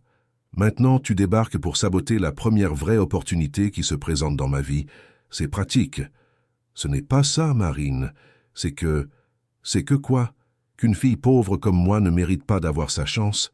Que seuls vous, les riches, pouvez avoir des opportunités ? Que je devrais rester à vendre mes petits tableaux dans la rue pour toujours ? Marine, écoute ce que j'essaie de te dire. Charles-Édouard travaille peut-être pour mon père. Il travaille pour ton père. Daniel, tu deviens paranoïaque. Tous ceux qui apparaissent dans ma vie n'ont pas forcément un lien avec toi ou ta famille. Daniel comprit qu'il était en train de perdre la bataille. Marine s'était forgé une armure d'orgueil et d'ambition qui l'empêchait d'écouter quoi que ce soit qui puisse menacer ses nouveaux rêves. Marine, mon père est capable de tout pour me contrôler, y compris d'utiliser les gens que j'aime contre moi. Les gens que tu aimes, rit amèrement Marine. Daniel, tu m'as abandonné. Tu as choisi ta famille, ton entreprise, ta vie de riche. Maintenant, tu te pointes ici en pensant pouvoir te mêler de ma vie, juste parce que tu n'arrives pas à assumer tes propres choix. Je n'ai pas choisi de t'abandonner, j'y ai été forcé. Personne ne t'a forcé à quoi que ce soit. Tu es retourné dans ta zone de confort parce que c'était plus facile que de te battre pour ce que tu voulais vraiment. Les mots de Marine frappèrent Daniel comme des gifles, car il y avait une vérité douloureuse là-dedans. Il avait effectivement choisi la voie la plus facile. Il avait cédé à la pression de son père au lieu de se battre pour l'amour qu'il ressentait. « Tu as raison, dit-il à voix basse. Je suis un lâche, mais ça ne change rien au fait que mon père pourrait être en train de t'utiliser. Tu sais ce que je pense, Daniel ? Je pense que tu ne supportes pas de me voir grandir, évoluer, réussir par mes propres moyens. Tu penses que je ne suis bonne qu'à être ta petite amie secrète, ton aventure d'adolescent rebelle. Ce n'est pas vrai, non ? Alors pourquoi es-tu ici à essayer de me convaincre que ma première vraie chance est un coup monté ? Pourquoi n'arrives-tu pas à être heureux de mon succès ?» Daniel réalisa qu'il avait complètement perdu le contrôle de la situation. Marine ne voulait pas entendre ces avertissements, car ils représentaient une menace pour les rêves qu'elle s'était construits. Et peut-être avait-elle raison de ne pas lui faire confiance. Peut-être n'était-il vraiment qu'un jeune riche gâté qui ne pouvait accepter que la vie continue sans lui. « Marine, dit-il en se dirigeant vers la porte, je veux juste que tu fasses attention. Si quelque chose tourne mal, si ce Charles-Édouard n'est pas celui qu'il prétend être, tu peux venir me voir. Même si tu me détestes, même si tu ne veux plus rien avoir à faire avec moi. Si tu as besoin d'aide, je serai là. » Marine ne répondit pas. Elle resta plantée au milieu de la chambre, les bras toujours croisés, le regardant partir. Quand la porte se referma, elle s'assit sur le lit et se couvrit le visage de ses mains. Une partie d'elle savait que Daniel pouvait avoir raison. Il y avait des signes étranges dans le comportement de Charles-Édouard, des questions qui semblaient avoir des intentions cachées, un intérêt excessif pour sa vie personnelle. Mais l'opportunité était trop réelle, les rêves trop proches pour être abandonnés à cause de soupçons qui n'étaient peut-être que de la paranoïa. Ce soir-là, Charles-Édouard se présenta chez elle avec des nouvelles importantes. L'exposition avait été avancée. Au lieu d'avoir lieu à la fin du mois, ce serait la semaine prochaine. Une opportunité unique s'était présentée, un espace prestigieux s'était libéré, des collectionneurs importants avaient confirmé leur présence. « C'est maintenant ou jamais, Marine, » dit-il, les yeux brillants d'une excitation qui semblait exagérée. « Votre vie va changer du tout au tout. » Marine hocha la tête enthousiaste, mais une partie d'elle ne pouvait s'empêcher de penser aux paroles de Daniel. Et quand Charles-Édouard partit, elle resta seule dans sa chambre, regardant les toiles qu'elle avait peintes, se demandant si elle était sur le point de réaliser ses rêves ou si elle marchait droit dans un piège dont elle ne pourrait peut-être plus s'échapper. La soirée de l'exposition arriva comme un tourbillon d'attente. Marine avait passé les derniers jours dans un mélange d'euphorie et de nervosité qui l'empêchait de bien dormir. Charles-Édouard avait tenu toutes ses promesses. Il avait obtenu un espace magnifique à la Galerie L'Art et la Vie, sur la corniche Kennedy, une liste d'invités comprenant des noms importants de la société marseillaise et même un petit article dans la rubrique culturelle du journal local annonçant la révélation d'une nouvelle promesse de l'art provençal. Marine avait acheté une robe simple mais élégante avec l'argent qu'elle avait réussi à réunir, s'était coiffée avec soin et s'était regardée plusieurs fois dans le miroir avant de partir. Elle était belle. Elle était prête. Elle réalisait un rêve qui semblait impossible quelques semaines auparavant. Mais pourquoi alors ressentait-elle ce pincement au cœur, cette étrange sensation que quelque chose n'allait pas? Les paroles de Daniel résonnaient dans son esprit comme un écho persistant. Charles-Édouard travaille peut-être pour mon père. À l'époque, elle avait écarté cette possibilité, la qualifiant de paranoïa ou de tentative de sabotage. Mais certains détails commençaient à s'accumuler de manière inquiétante. Les questions indirectes sur sa vie personnelle, la connaissance excessive de sa relation avec Daniel, la hâte soudaine d'avancer l'exposition. « Arrête de penser à ça », se murmura Marine en appliquant son rouge à lèvres pour la 3e fois. « Ce soir, c'est ta soirée. Ce soir, ta vie change pour toujours. » Elle arriva à la galerie à 20 heures, comme convenu avec Charles-Édouard. L'espace était magnifiquement préparé, avec un éclairage professionnel mettant en valeur chacune de ses œuvres. Marine ressentit une vague d'émotion en voyant ces tableaux encadrés et exposés de manière si élégante. Là se trouvaient ces portraits de gens ordinaires du panier, ces paysages urbains de Marseille, ces abstractions nées de nuits blanches. C'était la première fois qu'elle voyait son travail traité avec autant de sérieux et de respect. Nerveuse? Apparut Charles-Édouard à ses côtés, impeccable dans un costume sombre. C'est normal, toute artiste est anxieuse lors de sa première exposition importante. « Je suis émue, » répondit Marine, observant encore l'étoile. « Merci pour tout ça, Charles-Édouard. Je n'oublierai jamais ce que vous avez fait pour moi. » Il sourit, mais Marine perçut quelque chose d'étrange dans ce sourire. C'était comme s'il savourait une victoire personnelle, un succès qui allait au-delà du professionnel. « Les invités vont bientôt arriver, dit-il. Vous vous souvenez des consignes? Soyez sympathique, racontez votre histoire, parlez de votre inspiration, mais évitez d'entrer dans les détails de votre vie personnelle, de vos relations passées, ce genre de choses. Le focus doit être sur l'art. » C'était la 3e fois que Charles-Édouard faisait cette recommandation, et Marine commença à trouver cela étrange. Pourquoi était-il si préoccupé par ce qu'elle pourrait dire de sa vie personnelle? Les premiers invités commencèrent à arriver ponctuellement à 21 heures. Marine reconnut quelques visages qu'elle avait vus dans les magazines mondains, des entrepreneurs, des politiciens, des personnalités de la culture locale. Tous semblaient sincèrement intéressés par ses œuvres, posant des questions techniques, louant sa technique et sa sensibilité. Marine se détendit, prit confiance, commençant à croire que Daniel avait peut-être tort et que c'était vraiment une opportunité légitime. Ce fut lorsqu'elle vit Richard Beaumont entrer dans la galerie que le sang de Marine se glaça. Le patriarche de la famille Beaumont marchait avec l'assurance de celui qui a l'habitude d'être le centre de l'attention. Il portait un costume impeccable, des boutons de manchette en or et un sourire qui n'atteignait pas les yeux. Marine le reconnut immédiatement des photos qu'elle avait vues, dans l'hôtel particulier où elle avait travaillé, et à la façon dont Charles-Édouard se précipita pour le saluer, avec une déférence exagérée, il devint clair que cette rencontre n'était pas fortuite. « Marine », l'appela Charles-Édouard, amenant Richard par le bras, « je voudrais vous présenter un collectionneur très important, Monsieur Richard Beaumont. » Marine sentit ses jambes trembler, mais tenta de garder son sang-froid. « Enchanté », dit-elle en tendant la main.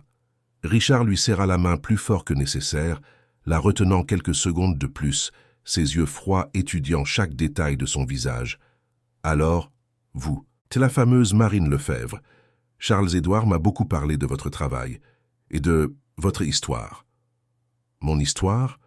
Une jeune fille talentueuse qui vient d'un milieu modeste, qui rêve de conquérir le monde de l'art par son propre mérite. C'est un récit intéressant. Il y avait quelque chose dans sa façon de prononcer les mots qui donnait à Marine l'impression d'être examinée comme un spécimen de laboratoire. Richard parcourut la galerie, observant les œuvres avec une attention exagérée, faisant des commentaires qui révélaient une connaissance approfondie des techniques artistiques. « Celle-ci est intéressante », dit-il en s'arrêtant devant un tableau que Marine avait peint de mémoire. C'était le portrait de Daniel jouant du violon, l'une des dernières œuvres qu'elle avait faites avant de découvrir sa véritable identité. Le modèle semble familier. Vous connaissez ce jeune homme personnellement? Marine sentit le piège se refermer sur elle. C'est juste un musicien que je voyais dans les rues. Ah, un musicien de rue, que c'est romantique. Et vous avez eu l'occasion de lui parler, de le connaître mieux? Charles-Édouard s'approcha, clairement mal à l'aise avec la tournure de la conversation. Monsieur Beaumont, si nous allions voir les autres œuvres, il y a des abstractions très intéressantes. Mais Richard ignora l'interruption. Je suis curieux à propos de ce violoniste, Marine. Vous a-t-il dit quelque chose sur sa famille? Sur ses origines? Ou comptait-il rester un mystère pour toujours? À ce moment, Marine comprit parfaitement ce qui se passait. L'exposition, Charles-Édouard, tous les éloges et les opportunités, tout n'était qu'un piège élaboré pour l'humilier publiquement, pour montrer qu'une fille pauvre comme elle ne pourrait jamais vraiment appartenir à ce monde. « Pourquoi faites-vous ça ?» demanda-t-elle directement à Richard, sans plus se soucier de la politesse ou des conséquences. « Faire quoi, ma chère? Toute cette mise en scène, cette mascarade. Vous avez organisé tout ça juste pour m'humilier. » Le salon, qui était rempli de conversations animées, commença à se taire. Les gens se rendaient compte que quelque chose se passait entre l'artiste et l'homme d'affaires le plus puissant présent. Richard sourit, cette fois sans aucune prétention de sympathie. « Vous humiliez. Au contraire, Marine, je vous offre une occasion unique de reconnaître votre place dans le monde, de comprendre que certaines frontières ne doivent pas être franchies. » Quelles frontières? Les frontières entre des gens comme vous et des gens comme ma famille. Vous vous êtes amouraché de mon fils en pensant pouvoir changer de vie grâce à lui. Mais Daniel a des responsabilités qui vont bien au-delà des caprices romantiques d'une jeune fille rêveuse. Marine sentit les larmes lui brûler les yeux, mais refusa de pleurer devant tous ces gens. Je n'ai jamais voulu changer de vie grâce à Daniel. Je l'ai aimé pour ce qu'il était, pas pour ce qu'il avait. L'amour? Ricana Richard avec mépris. Ma chère, vous ne saviez même pas qui il était vraiment. Vous avez aimé un fantasme, un rôle que mon fils a décidé de jouer pendant une phase de rébellion. C'est alors que Daniel apparut. Il entra dans la galerie comme une tornade, portant encore son costume de bureau, mais avec la cravate défaite et les cheveux en désordre, comme s'il avait couru pour arriver là. Ses yeux balayèrent la foule jusqu'à trouver Marine, puis se fixèrent sur son père avec une fureur que Marine n'avait jamais vue auparavant. « Qu'est-ce qui se passe ici ?» demanda Daniel en se dirigeant droit vers eux. « Daniel, » prit Richard sur un ton paternel, « heureux que tu sois venu. J'expliquais justement à mademoiselle Lefebvre comment fonctionnent les choses dans le monde réel. » « Expliquez quoi ?» Marine regarda Daniel, puis Richard, puis Charles-Édouard, qui semblait vouloir disparaître sous terre. « Ton père a tout manigancé, » dit-elle. « L'exposition, le commissaire, tout n'était qu'un mensonge pour m'humilier. » Daniel se tourna vers son père avec une expression d'incrédulité et de colère. « Père, dis-moi que ce n'est pas vrai. »« C'est la vérité, » répondit Richard sans aucune gêne, « et c'était nécessaire. Tu étais en train de te perdre à cause de cette fille. Quelqu'un devait lui montrer quelle est sa place. »« Quelle est sa place? Explique-moi quelle est sa place. » La place d'une fille pauvre est loin du fils d'une famille respectable. C'est de vendre ses petits tableaux sur le marché, de rêver à des grandeurs qu'elle n'atteindra jamais, pas de perturber la vie de gens qui ont de vraies responsabilités. La discussion avait attiré l'attention de tout le salon. Marine se sentait exposée, humiliée, comme un animal dans un zoo observé par des curieux. Elle voulait courir, disparaître, se réveiller de ce cauchemar. Daniel fit un pas en avant, se plaçant entre Marine et son père. « Père, vous avez dépassé les bornes. C'est cruel, malhonnête et inacceptable. Ce qui est inacceptable, c'est que tu jettes par-dessus bord tout ce que nous avons construit pour un caprice. Un caprice, j'aime cette femme. Et si vous ne pouvez pas le comprendre, c'est votre problème, pas le nôtre. » Le silence qui suivit fut assourdissant. Même les personnes qui essayèrent de faire semblant de ne pas écouter cessèrent complètement leur conversation. Marine regarda Daniel, les yeux pleins de larmes, mais maintenant pour des raisons différentes. Il venait de se déclarer publiquement devant son père, devant tous ces gens importants. Il l'avait choisi, enfin, sans peur des conséquences. « Daniel, » dit Richard avec un calme menaçant, « si tu quittes cette galerie avec cette fille, tu n'auras plus ta place ni dans mon entreprise, ni dans ma famille. » « Alors, je pars. »« Daniel, non, » intervint Marine. « Tu n'as pas à faire ça, tu n'as pas à tout abandonner pour moi. » Daniel se tourna vers elle, lui prenant les mains. « Marine, j'ai passé des semaines à essayer de vivre sans toi, à faire semblant de pouvoir être heureux dans la vie que mon père veut pour moi. Mais je n'y arrive pas. Sans toi, rien de tout ça n'a de sens. Mais ta famille, ton entreprise, ton avenir. Mon avenir, c'est avec toi, si tu le veux. » Marine regarda autour. D'elle, tous ces gens qui les observaient comme s'ils étaient des personnages de feuilleton. Richard qui la fusillait du regard avec haine et mépris, Charles-Édouard qui évitait son regard, ses toiles exposées sur les murs comme une farce cruelle. « Je le veux », murmura-t-elle. Daniel sourit et ce fut le premier sourire sincère que Marine voyait sur son visage depuis des semaines. « Alors, partons d'ici. » Ils se dirigèrent, main dans la main vers la sortie, sous le regard stupéfait de toute l'assemblée. À la porte, Marine se retourna une dernière fois vers Richard. « Monsieur Beaumont, » dit-elle, la voix ferme malgré les larmes. « Vous avez peut-être de l'argent, du pouvoir, des relations, mais vous ne pouvez pas acheter ce que Daniel et moi avons, et au final, c'est tout ce qui compte. » Et ils sortirent.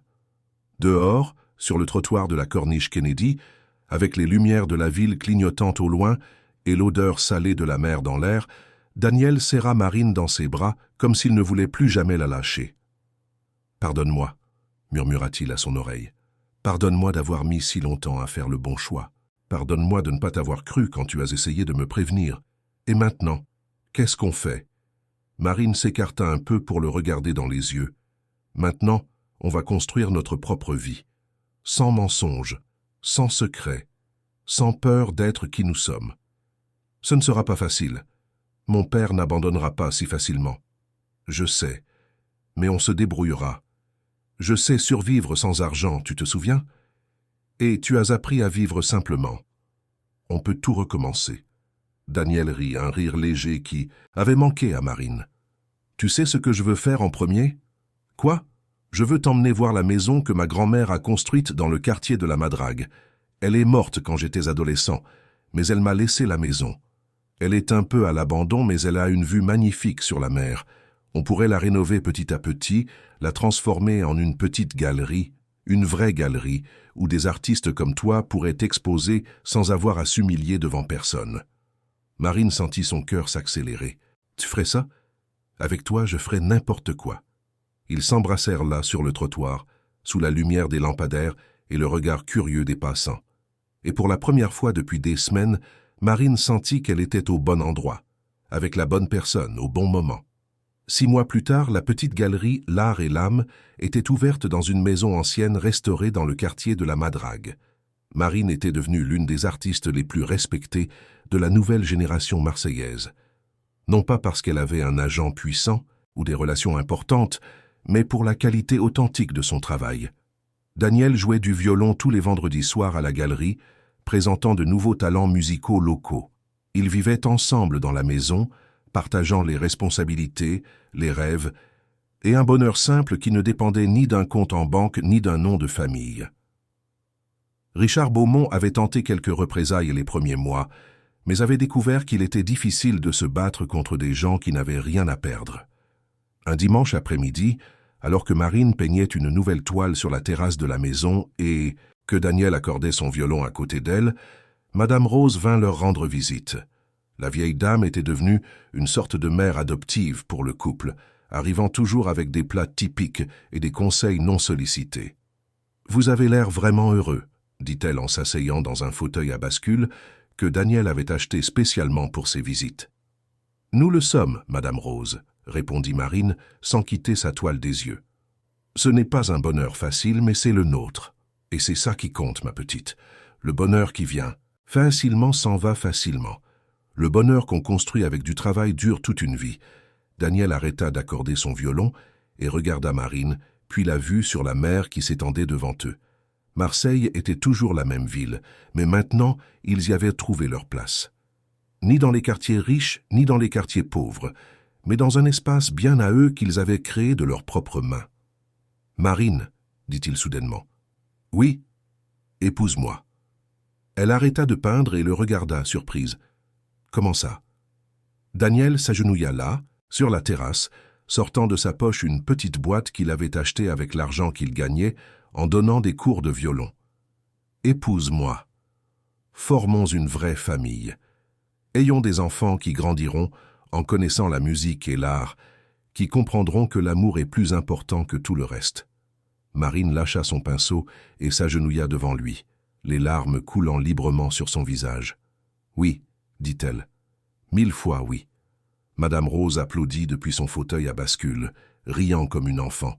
« Oh là là, il était temps, maintenant je peux arrêter de faire semblant de ne pas vous voir vous embrasser tout le temps. » Ils rirent tous ensemble, et le son résonna dans la maison, sur la terrasse, dans tout le quartier de la Madrague, se mêlant au bruit des vagues et au chant des oiseaux.